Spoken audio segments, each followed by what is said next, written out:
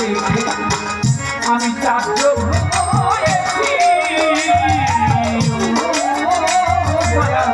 তোমার কাণ্ড দেখে আমি বড় তাজ্জব হয়েছি।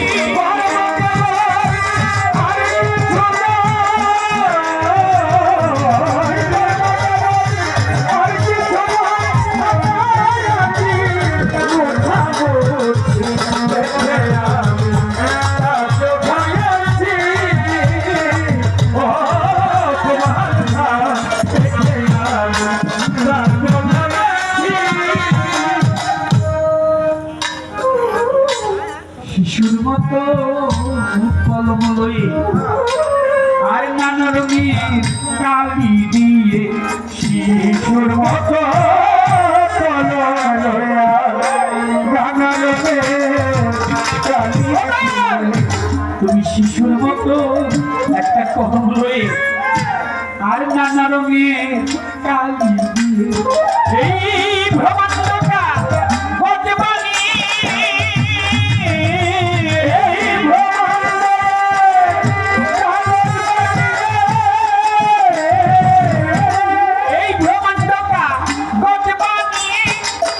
লিখতে সব বোঝের বাকি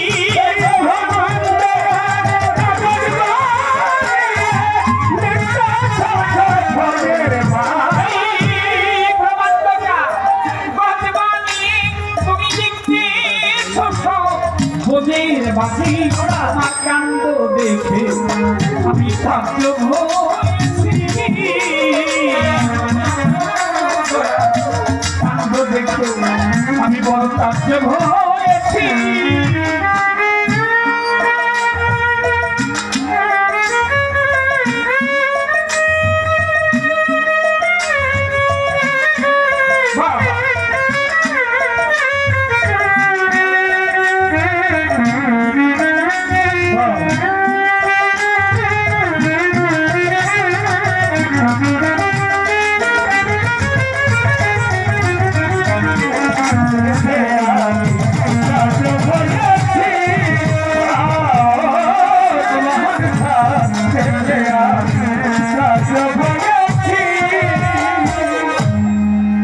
তুমি কই কারে বা কই আমি কারে কই সে শুনি বা কই, তুমি কই কারে বা কই কারে কই সে শুনি বা কই, তুমি কই কারে বা কই আর কারে কই সে শুনি বা কই, আমি তোমার হইবা না হই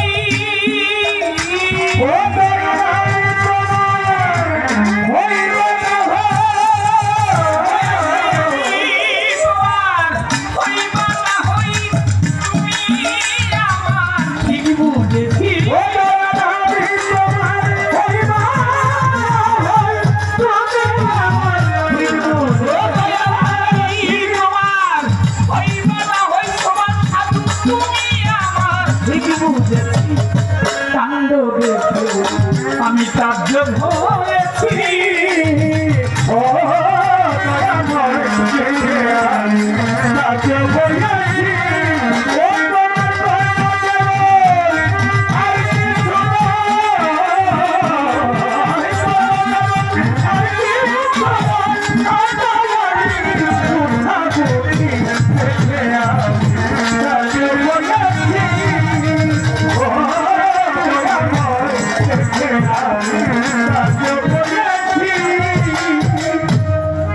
অবকাশ নেই দিনে রাতে আর পরিশ্রম নাই থাকতে থাকতে, অবকাশ নেই দিনে রাতে পরিশ্রম নাই থাকতে, অবকাশ নেই দিনে রাতে আর পরিশ্রম নাই থাকতে থাকতে, মাখামাখি পাইরা ধরতে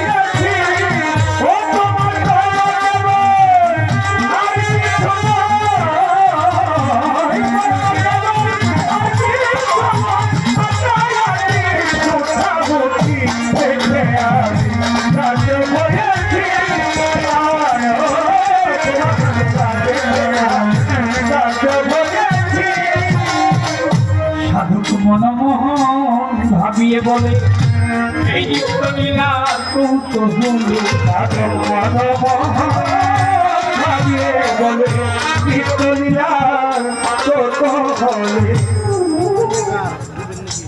রজকিনী প্রেম করেছে চণ্ডী ঠাকুরের সাথে 12 বছর পর্যন্ত।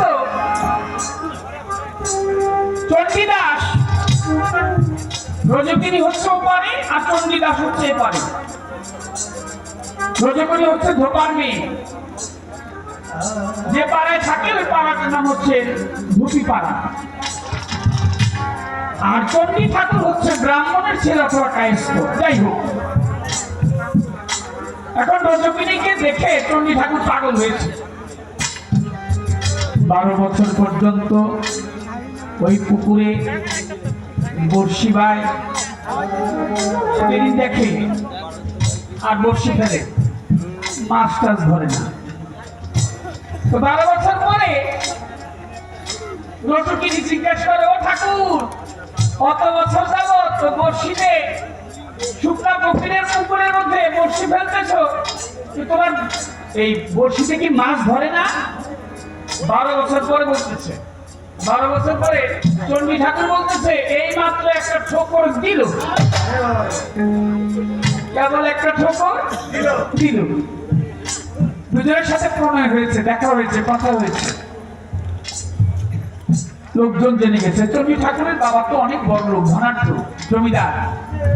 সে বলছে, ওই ধুপি পাড়ার একটা গ্রাম, একটা ঘর আমি রাখবো না, সব জেলে পুড়ে ছাই করে দিব।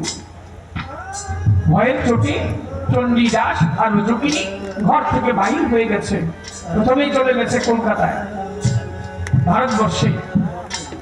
সেখানে গিয়ে কিছুদিন সংসার করার পরে অবশেষে তাদের ওই কথাটা ধরা পড়ে গেল। কারণ তাদের মধ্যে একটা নিয়ম আছে, ছোট জাত আর বড় জাত।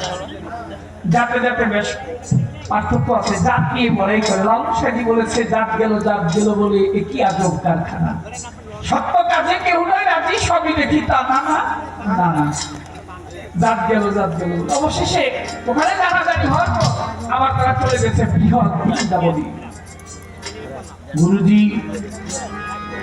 বৃহৎ বৃন্দাবন কোথায়? যেহেতু হরে কৃষ্ণ বলে একটা টান আপনি দিচ্ছেন, এর জন্য কথাটা আমি বললাম। বৃন্দাবনটা আসলে কোথায়? অবশেষে তাদের কোনো হদিশ পাত্তা খুঁজে পাওয়া যায়নি।